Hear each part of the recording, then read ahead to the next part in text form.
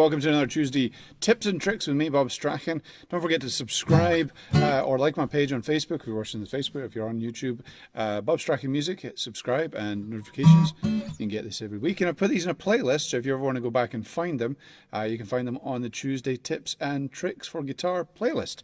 So today, I'm going to try and give you something else. So something very similar to what we were just playing there just a few minutes ago. But let me turn. I just realized that the effects is still on, so I might be sounding like I'm in a well, but hopefully I'm out of that well now. So that just shows you these things that where you don't edit and stuff like that. But I'm cool with that if you are as well. I just want these to be just as is, just me talking to you like I would be.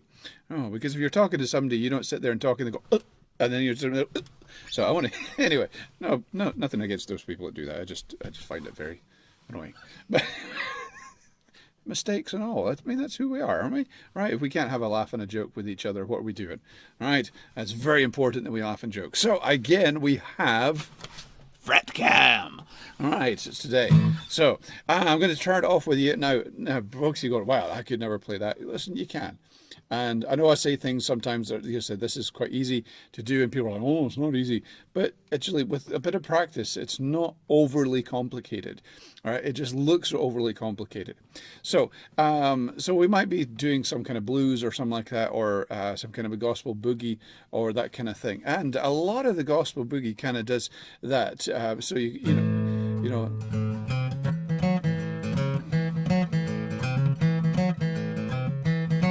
All we're doing, it's very, very simple. Now, bear with me, okay? We're just, I'll teach you what I'll do is let's start from the very beginning and let's work it up, because that seems to be the best way for most people to learn.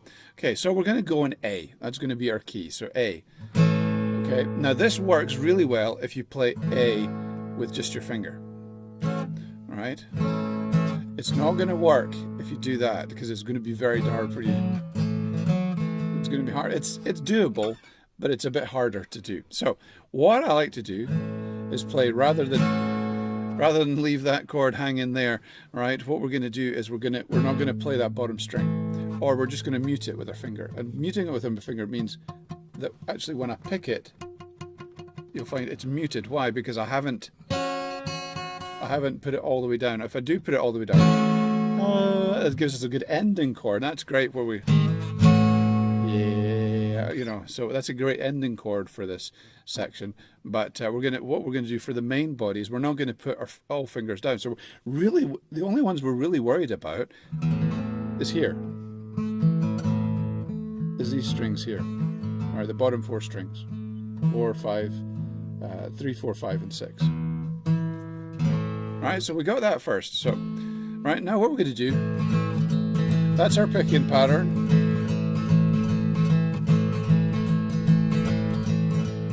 1 and 2 and 3 and 4, 1 and 2 and 3 and 4. That's our picking pattern. So if you've got that, you know, all right, so we're picking down and then back up again. That's our picking pattern for that, because that's quite important for what we want to do. We can vary the picking patterns as well. There's so many different ones we can do.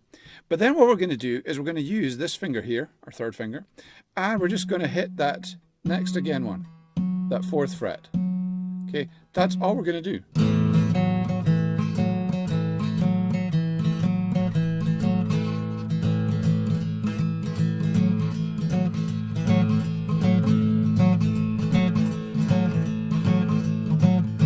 Right? Very simple. Now you can vary it for whatever you're going to do.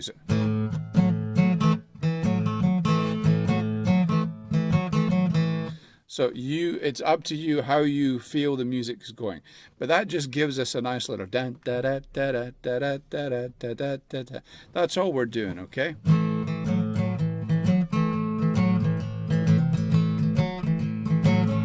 Now, what we can do is then we can take our little finger, and if we're feeling adventurous, not only can we go, we can now add the little finger in.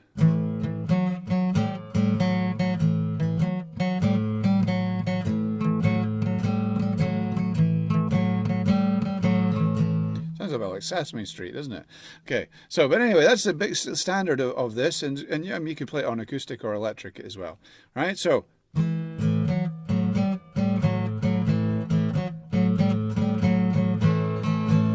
now what I'm doing is I'm mainly focusing on the 4 and 5 string, right? So it's these ones here, right? There, so if you're...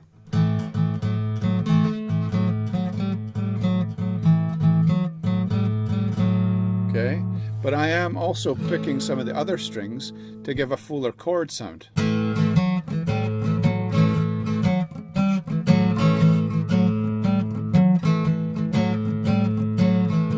Right? Now, that's it. That's the pattern, and that's going to work for our D chord and our E chord as well. Same thing. So once you've got that on A, all you got to do is move down a string for the E and then move up a string for the D. It's pretty simple. Yeah, so I'll give you a shot, okay?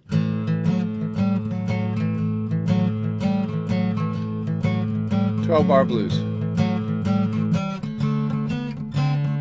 So it's to D, back to A, now to E.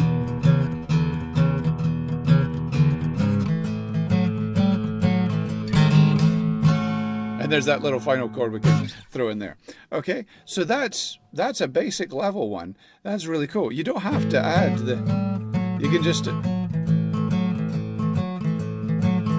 Now you can vary all the patterns as well, and I'll teach you a couple of more patterns that we can use, and so these other fingers don't feel left out. Because you know when you're I was going to say painting there. I had Bob Ross in my head, and it was happy little chords.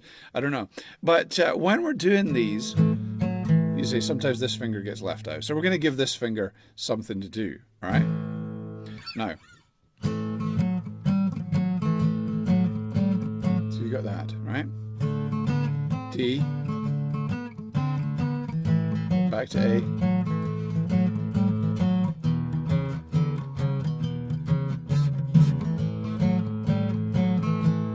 Now remember, a couple of weeks ago I showed you the walk-up bass. We were walking up and down from G. Well, we're going to use that same principle, okay, and we're going to walk up back to A, all right?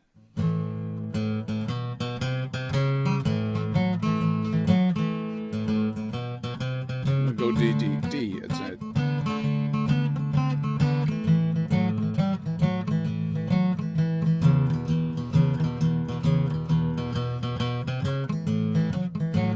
And walk up.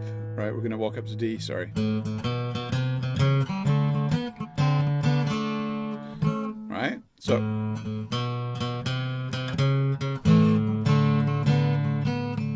Right. So we've got our A chord. And then we're going to walk up to D. I'm sorry, I made a mistake. It's not. It's from the A up to D. So we're going to play our A, B flat, C, C sharp, D. Okay. So open string A.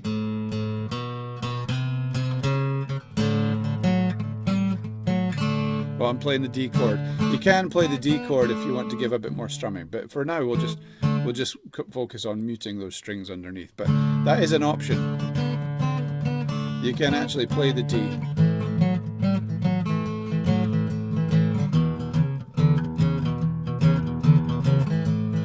Here it is. Right, so there you go. That's that walk. Just simply.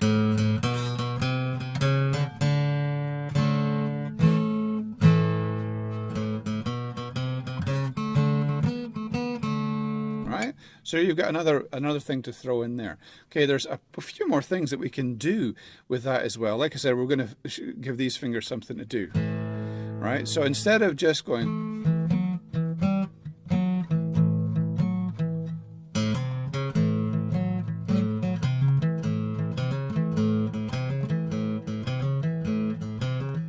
Right, what I'm doing, right, I'm taking that walk up slightly a bit more complicated.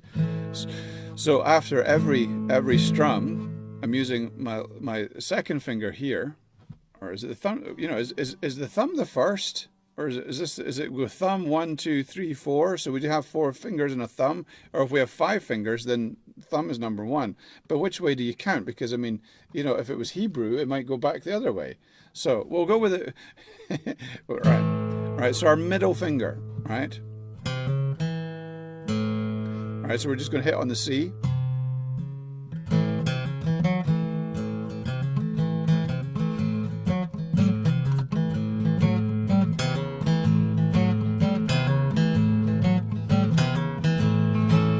Now you think that might be a bit too advanced, but it's just simply doing a hammer-on. Remember we did that video on hammer-ons last week or the week before?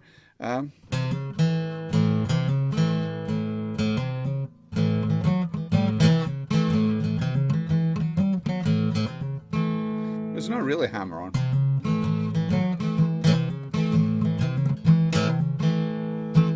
All right, we can do that on E as well.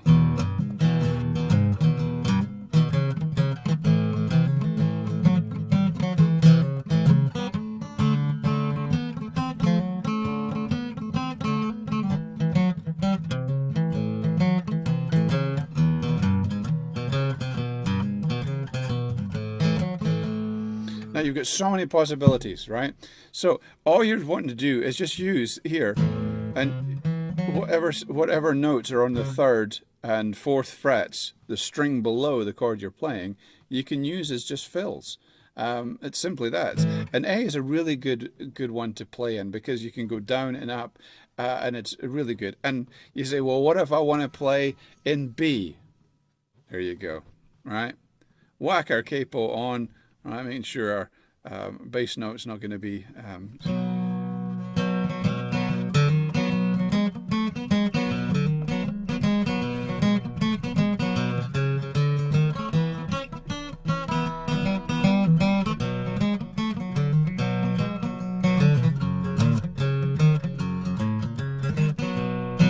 all right, C, excellent. And go there. So we can use our capo. It's not cheating. It's just simply because this is a cool pattern to use, we want to give that voicing to it, because we can't. Yeah, or we can play in E, and then we're going to go. But then to B, we can't go up a string because it's going to be D. So we're going to go.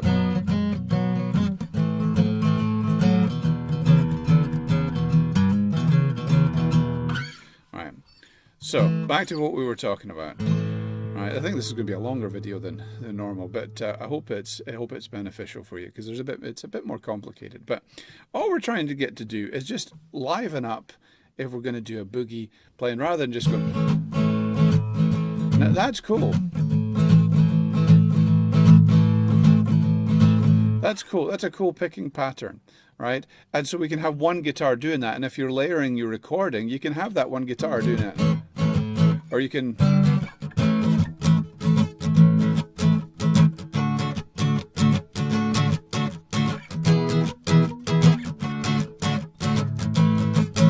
All right.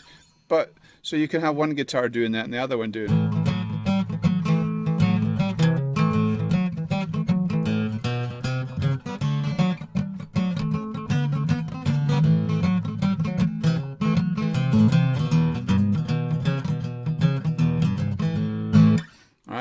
So again, all I'm doing with these fingers is I'm just doing some runs, right? There's nothing really special to it, and we can make it up as we can do one for the chorus. We could do that. Say that's the verse, nice and easy, right? And but then our chorus can be.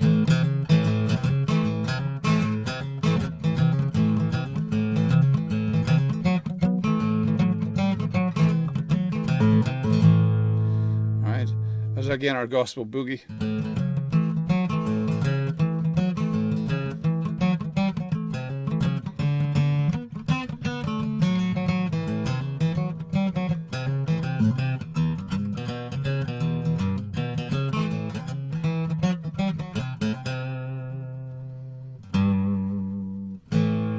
Right, even in adding some of those. So what we're doing is just do a little tremolo there, a little bit of vibrato.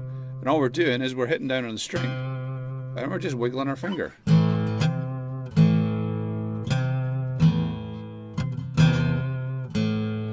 It gives us something else to do. There's not a hard and fast rules about this. You know, guitar playing should be fun. And so you can, you know, but when we want to vary it, we want to have some variation rather than playing the same chord structure. Well, we can even play the same chord structure, but rather than playing the same picking pattern or strumming pattern every time we play, we can vary it up. So we can have the same chord structure, same that they say almost even the same rhythm picking, but if we add in some frills and some things like that, and some bass runs, we can just liven up a little bit, and it's really cool that it can do that. Now, one more thing I'll show you, and maybe we could leave this for the next lesson, but I'll put this in, and I'll tell you what we're going to do is we're going to do the I guess the little fills before you go in. We'll do that next week. But the last thing I'm going to show you here today is just this. All right? All we're doing is we're going to play an A chord. Well, it's going to be a B flat. No, it's not going to be. It's A flat. What am I talking about? Or G sharp, depending where you're talking about, what key you're in. But don't even worry about that. All right? And then we're going to slide up to A. All right, so we're doing. Then we go up to, you know, our D, or walk up to D.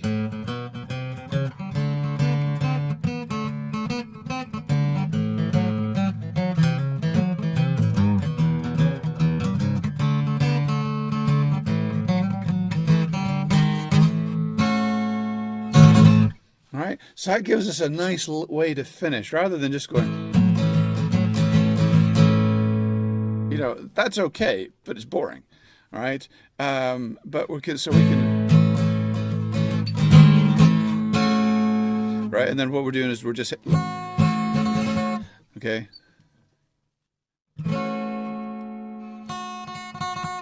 Right, so okay, so we're a little F sharp there, so we're just giving it an F sharp.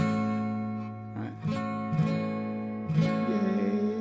yay. Right.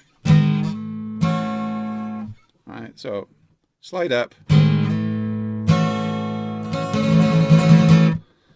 Cool.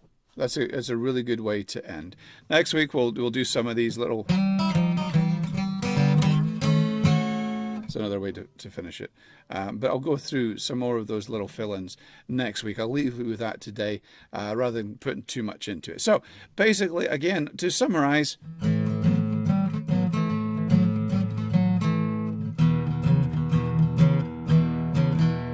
And then D. So any of those notes will be fine.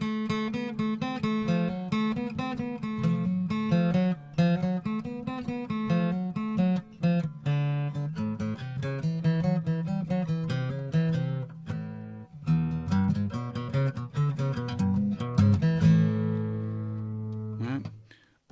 Add those in as you can. Just do a bit of practice, and once you get used to it, you'll find it's pretty simple, and you'll find that when you're jamming along or when you're writing a tune, you'll be able to throw those things in, and it'll just become second nature, and you can just change them around as is. But put in the practice. It's well worth putting in the practice for these, because then it's just going to bring your guitar playing to the next level. So when you are playing a gospel boogie or a bit of blues and stuff like that, you've got a really good thing. And of course, you don't have to pay the bass guy, which is, you know, one last member of the band. No, I kid about these things, but it's always funny. But if you're playing on your own, especially if you're doing an open mic or you're playing on your own, you know, you can. That's great.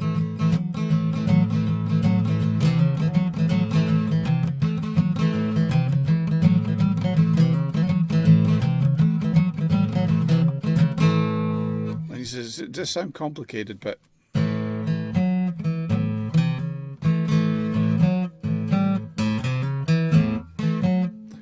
and we could even do a slow.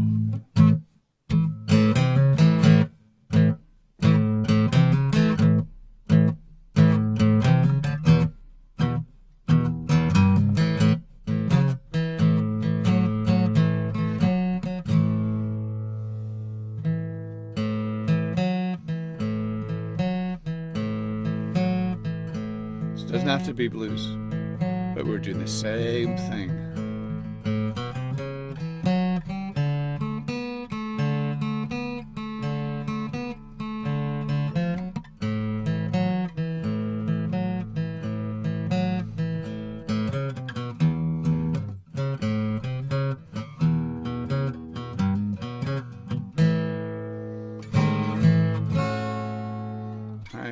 play around with it, have fun with this one.